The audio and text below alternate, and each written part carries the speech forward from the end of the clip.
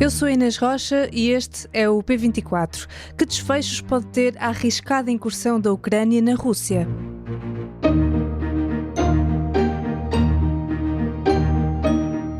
A Ucrânia atacou esta quarta-feira a capital russa, Moscovo, com pelo menos 11 drones que foram abatidos pelas defesas aéreas da Rússia.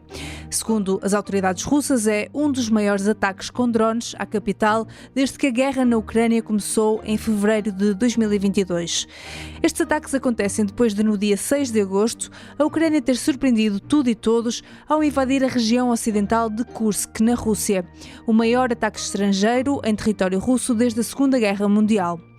O presidente ucraniano diz que quer criar uma zona tampão em Kursk para tentar acabar com a guerra. Nas palavras de Zelensky, a nossa principal tarefa nas operações defensivas em geral é destruir o máximo possível o potencial de guerra russo e conduzir o máximo de ações contraofensivas. Esta incursão ucraniana acontece ao mesmo tempo que as tropas russas avançam no leste da Ucrânia, onde controlam cerca de 18% do território. A estratégica cidade de Pokrovsk está em risco e a Ucrânia já decretou a retirada das famílias com menores da região. Este centro administrativo do ocidente de Donetsk é muito importante nas rotas de abastecimento ucranianas na sua frente leste e perdê-lo poderá ser uma derrota pesada para Zelensky. Que impactos pode ter esta decisão arriscada das tropas ucranianas e de que forma pode mudar o curso do conflito e da percepção sobre ele? Neste P24 ouvimos Sandra Fernandes, especialista em Relações Internacionais e professora da Universidade do Minho. Bem-vindos ao P24, o dia começa aqui. Professora Sandra Fernandes, bem-vinda ao P24. A Ucrânia surpreendeu tudo e todos este mês quando invadiu Kursk em território russo e, entretanto, esta quarta-feira atacou também Moscovo com drones. Isto ao mesmo tempo que as tropas russas avançam no leste da Ucrânia. O que é que lhe parece que a Ucrânia está à procura com esta incursão em território russo e o que é que Zelensky pode ter a ganhar? Viva Inês! De facto ficámos todos muito surpreendidos, inclusive o próprio presidente Putin, porque é possível perceber isso pelas suas tomada de palavra pública. Ficámos todos muito surpreendidos com a incursão ucraniana em território russo a 6 de agosto deste mês. Interpretar aquilo que está a acontecer continua a ser algo complicado. O que nós podemos fazer é, obviamente, olhar para aquilo que os ucranianos decretam, que são os objetivos, 2 objetivos, que já foram assumidos publicamente, não só por Zelensky, mas também por várias pessoas, porta-vozes, ministros. Portanto, um primeiro objetivo de criar uma zona de tampão na fronteira com a Ucrânia para poupar os civis ucranianos, porque partem da região de Kursk e não só, também Belgorod, ataques contra a Ucrânia. Portanto, a ideia da zona de tampão para proteger civis dos mísseis russos e a ideia também já anunciada publicamente de ter, digamos, uma espécie de moeda de troca na altura das negociações em que os ucranianos, ocupando uma parte do território russo, teriam uma moeda de troca relativamente àquilo que são os territórios ocupados pela própria Rússia na Ucrânia, especialmente no Donbass. Isto é a versão oficial. Agora, não deixa de ser, enfim, como eu digo, complicado de interpretar, porque tomando a proporção da vastidão do território da Rússia, não é? É o maior país do mundo, em termos de território, aquilo que os ucranianos estão a ocupar, enfim, é uma proporção ínfima do território russo, e apesar de terem sido bem-sucedidos na ocupação do território, nós não sabemos quanto tempo é que eles vão aguentar, não é? Sobretudo na região de Kursk.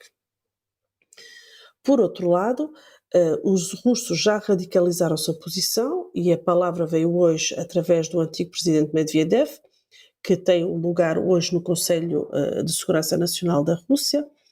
Veio dizer que, uma vez que os ucranianos decidiram entrar em território russo, não há qualquer possibilidade de negociar o que quer que seja, ou seja, o objetivo é mesmo a rendição total da Ucrânia, ou seja, uma radicalização da postura russa, que também se manifestou de um ponto de vista mais ideológico, ou seja, nós temos a assinatura de um decreto presidencial, um ucaz, por parte do presidente Putin, que já tinha sido lavrado em 2022, depois da invasão na Ucrânia, que foi assinado estes dias, em que basicamente a Rússia quer-se terra de acolhimento para todos aqueles que querem fugir de um Ocidente depravado. Né? Portanto, esta dimensão ideológica dos valores tradicionais da Rússia como sendo aqueles que devem ser defendidos, e a Rússia uma espécie de terra de abrigo para aqueles que não querem viver no Ocidente depravado. Bom. Ao mesmo tempo, descodificar o objetivo estratégico desta incursão também é algo complicado, porque os russos não deixaram de avançar no Donbass. Não é? Nós estamos agora prestes a ver cair uma nova localidade, uma cidade, que é pouco mais pequena do que Bakhmut, não é? Prokrovsk, e que é um nó estratégico nesta guerra, uma vez que, enfim, para simplificar, liga o norte e o sul da Ucrânia, nomeadamente através das vias ferroviárias.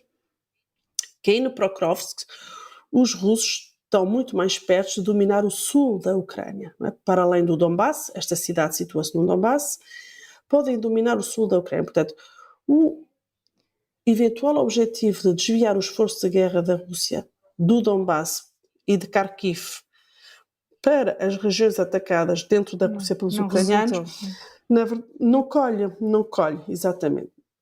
Portanto, daí eu estar a falar de alguma...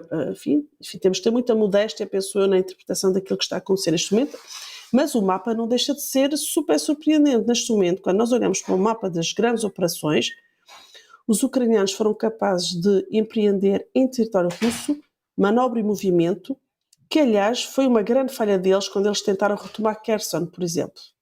Okay? Portanto, eles conseguem neste momento mostrar que são capazes de fazer uma guerra de manobra de movimento que não foram capazes de fazer nos meses anteriores e o ano passado. Isto é uma mensagem importante, penso eu, para os aliados ocidentais.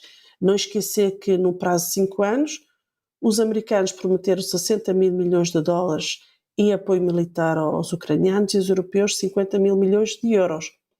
E com isto, a liderança ucraniana, liderada pelo presidente Zelensky, mostra que consegue fazer bom uso, digamos assim, de forma com resultados daquilo que é a ajuda ocidental. E outro efeito imediato desta incursão é também, obviamente, digamos, o levantamento do estado de espírito da população ucraniana, em particular das Forças Armadas.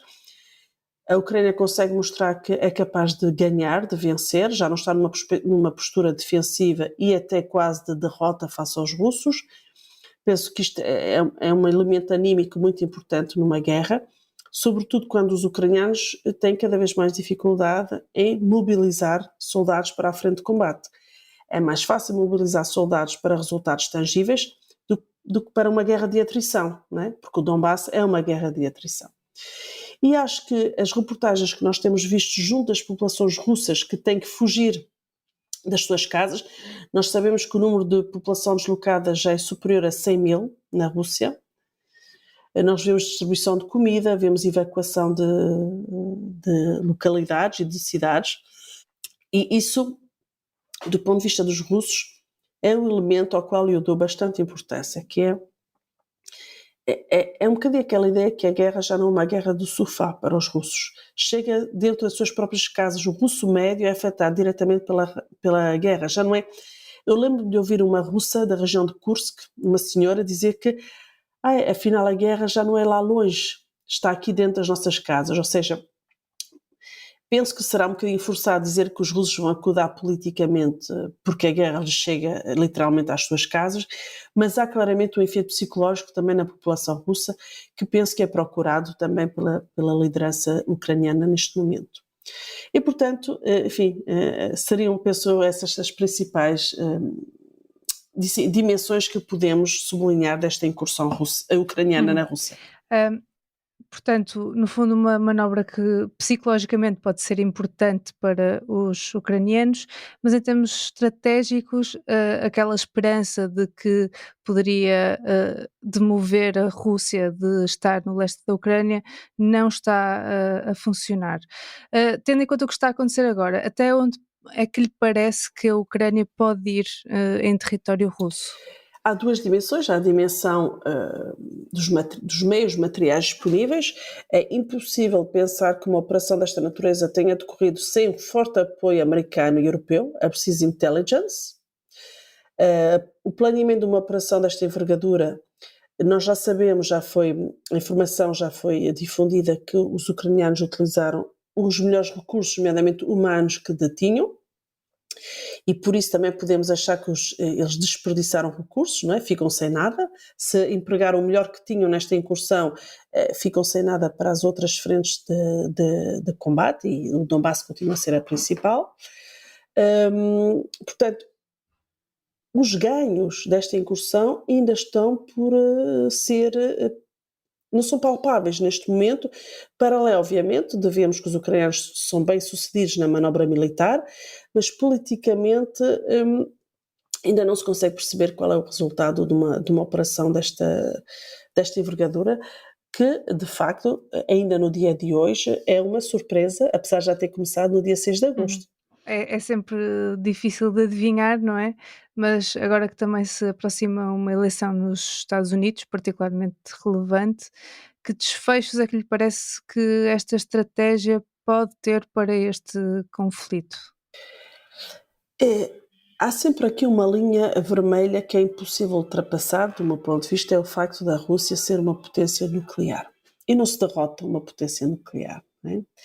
E, portanto, um cessar-fogo, ou a Rússia admitir que a guerra atingiu os seus objetivos, implicaria sempre uma solução negociada e que permitisse à Rússia salvar a face. Portanto, penso que a ideia que é possível derrotar a Rússia do ponto de vista mais formal, tradicional, não me parece que seja de todo algo que vai acontecer neste cenário com a Rússia.